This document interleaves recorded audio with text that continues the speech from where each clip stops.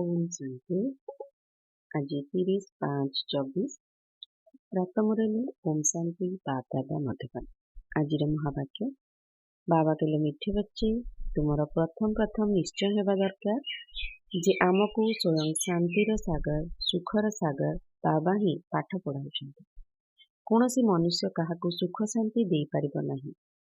आजिर प्रश्न सबुठारु उच्च लक्ष्य कौन? सेई लक्ष्य को प्राप्त करिबा पई केउं पुरुषार्थ करिबाकु हेब? उत्तर एकमात्र बाबांकर स्मृति पक्का होई जाऊ, बुद्धि अन्य केउं आड़े भी न जाऊ, एहा ही हेउची सबुठारु उच्च लक्ष्य। एथिपाई आत्म अभिमानी हेबार पुरुषार्थ करिबाकु पड़िब। जेतेबेले तुमे आत्म अभिमानी होइजिब सेतेबेले समस्त बेकारी चिंतन समाप्त होइजिब। बुद्धि इआड़े सिआड़े घुरिबा बंद होइजिब। देह प्रति बिल्कुल दृष्टि न जाऊ, एहा ही तुमर लक्ष्य। एथिपाई आत्म अभिमानी हेबार अभ्यास कर।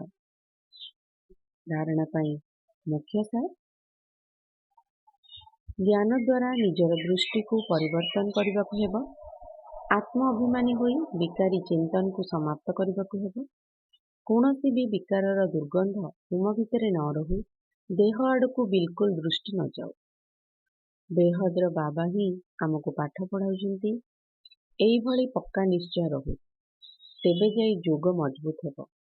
माया आमर निश्चय को टिके भी हलचल न करू, एथिप्रति ध्यान देवाकू हेब। आजिर वरदान सेवा भाव द्वारा सेवा करी आगको बढ़ुथिबा एवं बढ़ाउथिबा निमित्त सेवाधारी हो। सेवा भाव ही सेवार सफलता प्राप्त कराइथाए। सेवा करिबारे जदि अहंभाव आसिला तेबे ताकू सेवा भाव कुहाजिब नाही। कौनसी भी सेवारे जदि अहंभाव मिसिगला तेबे मेहनत भी अधिक लागिब, समय मध्य अधिक लागिब, किंतु निजको संतुष्टता मिलिब नाही।